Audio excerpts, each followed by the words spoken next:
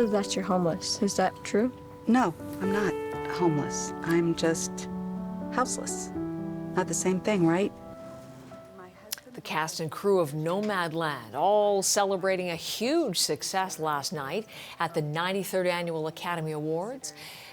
The film picked up 3 Oscars, all told, including the coveted Best Picture. Eli, if you were watching us last week, he was predicting exactly that, a big night for Nomadland. And in fact, if I do say so, you were pretty much right on with your picks, I have to say, Eli. Thank you, Heather. Well, you know, I mean, I think in my my favor, it's been an endless Oscar season. So everything is coalesced, and we've been seeing this play out for months. But I don't think that detracts from what was accomplished by Chloé Zhao and Frances McDormand, and the win for Nomadland. 3 the biggest awards, right?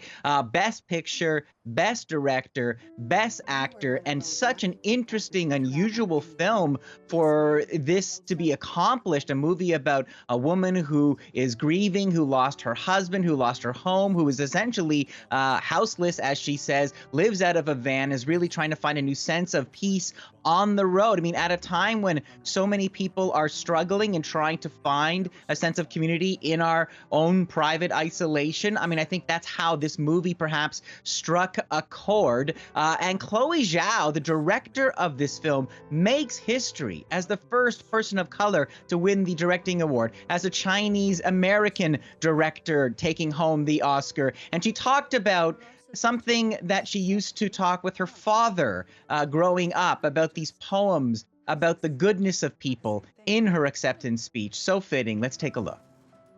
I have always found goodness in the people I met everywhere I went in the world.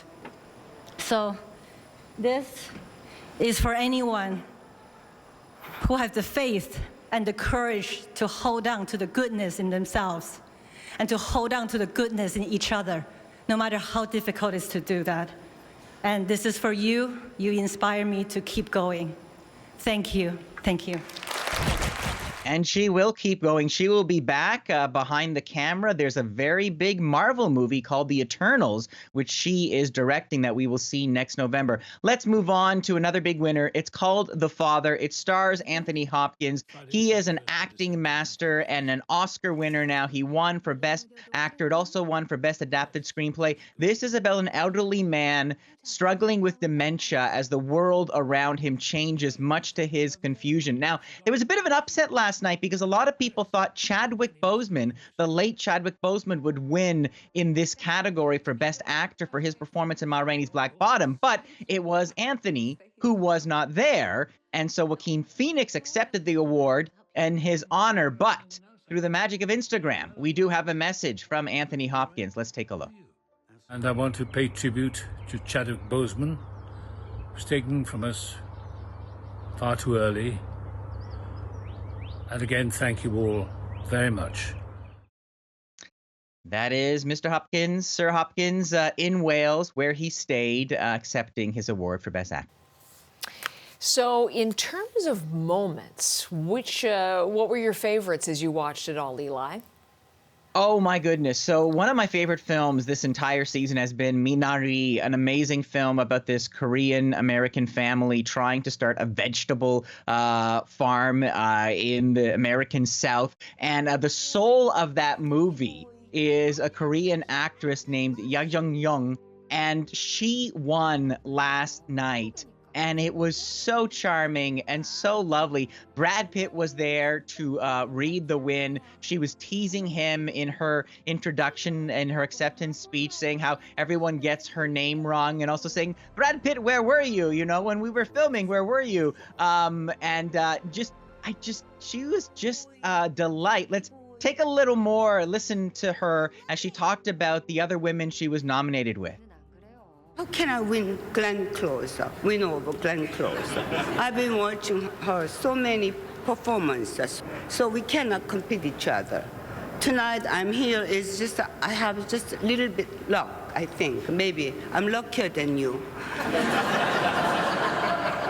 And also maybe it's American hospitality for the Korean actor.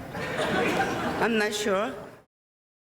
You gotta love her. It's so lovely. And the other great thing was, so she was teasing Brad Pitt. So Pitt made a point of waiting for her off stage when she was finished. And there you see them posing together backstage. Now, another remarkable moment that really hit all quadrants was Daniel Kaluuya winning for his performance in Judas and the Black Messiah. This is, scorching performance as Fred Hampton, the chairman of the Black Panther Party in Chicago. In his acceptance speech, Kaluuya talked about, kind of doing right by Hampton's example and the continuing fight against racism. But then it took a turn as he started talking about celebrating. Take a look for yourselves. There's so much work to do, guys, and that's on everyone in this room. This ain't no single man job. We've got to celebrate. We've got to celebrate life, man. We're breathing, we're walking. It's incredible. It's incredible. Like, it's incredible. My mum met my dad. They had sex. It's amazing. Like, do you understand? I'm here. You know what I mean? So I'm so happy to be alive.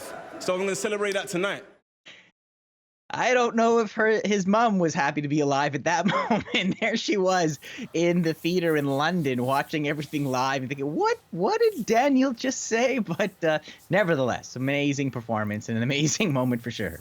So, I mean, it was clear there was some of the spontaneity and humor that we see at these award shows, Eli. This was a show, although it was different and it was reduced in some ways, but there was a red carpet. There were gatherings of people. How did you think the Academy handled things overall?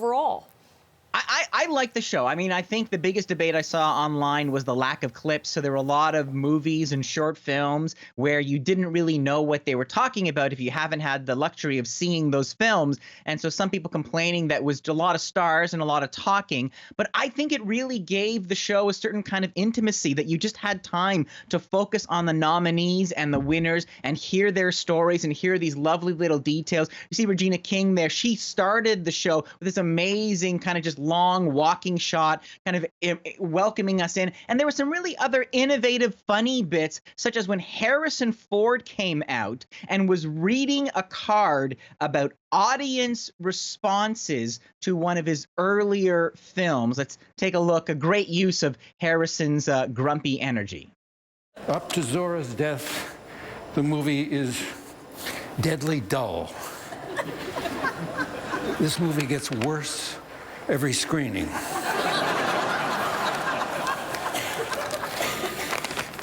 That movie was called Blade Runner.